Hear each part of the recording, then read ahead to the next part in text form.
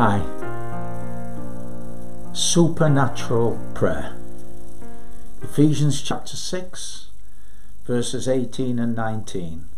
Praying always with all prayer and supplication in the Spirit, watching thereunto with all perseverance and supplication for all saints, and for me, that utterance may be given unto me, that I may open my mouth boldly to make known the mystery of the gospel. Supernatural prayer.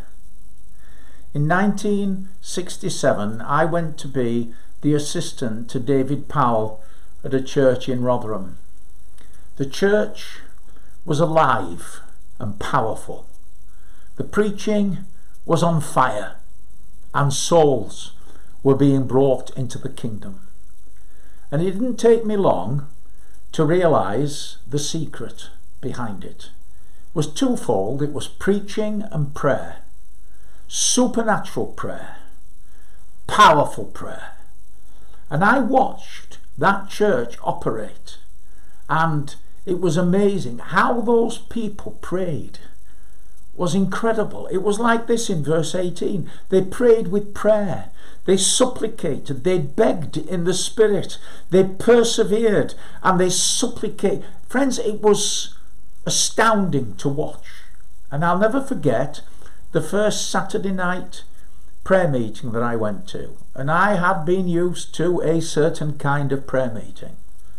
And I walked into that place. The first thing that amazed me was that the church was packed. And then they prayed the first prayer, and the whole congregation rose to its feet. And for the next hour or to an hour and a half, they interceded. They cried to God. There was nobody praying a prayer to be heard by other people. It was one united intercessory cry to God. I didn't see anybody sitting back in their chair half asleep. It was absolutely dynamic.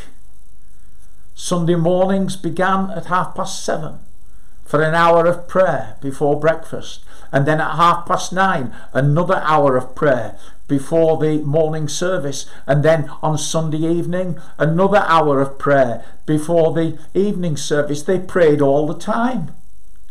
Every first Thursday in the month was a day of prayer and fasting, which began at 5 o'clock in the morning and went all the way through until 7 o'clock at night, the beginning of the evening midweek service. And boy, was that amazing, backed by all that prayer.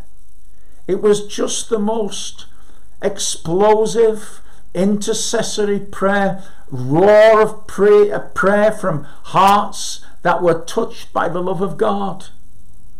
And I watched that. I was privileged to watch this church operate. The prayer meetings were not the ordinary kind of prayer meetings, and excuse me for saying this, but the boring prayer meetings where people sit and wait for Brother Anon to give his latest long prayer. No, friends, these were in earnest. These were prayers which grappled with the powers of darkness, which is what this chapter 6 is all about, if you remember, and the armour that Paul tells us to put on. This was the kind of prayer that scatters the forces of hell and brings the life of God amongst his people.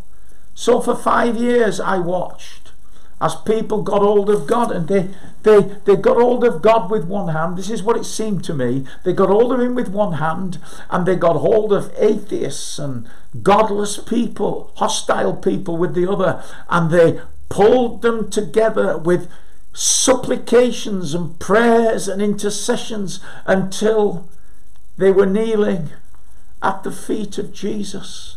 The secret of the evangelism in that church was the power of the prayer and the uncompromising preaching of the word.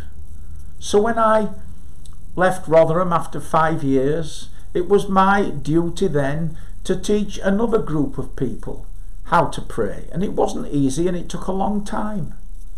But eventually we had what I had seen at Rotherham, but we had it with a plus. It was all that I have said about Rotherham. We got more. It was absolutely amazing to pray in those prayer meetings that we saw hundreds of people come to Christ. It works, friends, and this is what we need in our churches. The same prayer that I have been talking about is what you need in your church. So when we go back to our churches, in fact, before we go back to our churches, let's do this. Let's determine that we will persevere, that nothing will stop us. We prayed all the time. We sometimes went for months. We had months of intercessory prayer where we were 24 hours round the clock. We arranged prayer so that there were people praying all the time. There was one occasion when 15 men in the church met at 10 o'clock every night until 3 a.m. in the morning, and they prayed like that 7 nights a week for over a year. And those men had to get up and go to work in the mornings. Such was the passion, such was the devotion, and such was the commitment. And so when we return, or before we return, as individuals, let's get before God.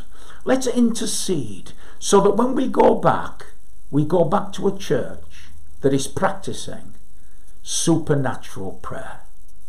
The Lord bless you.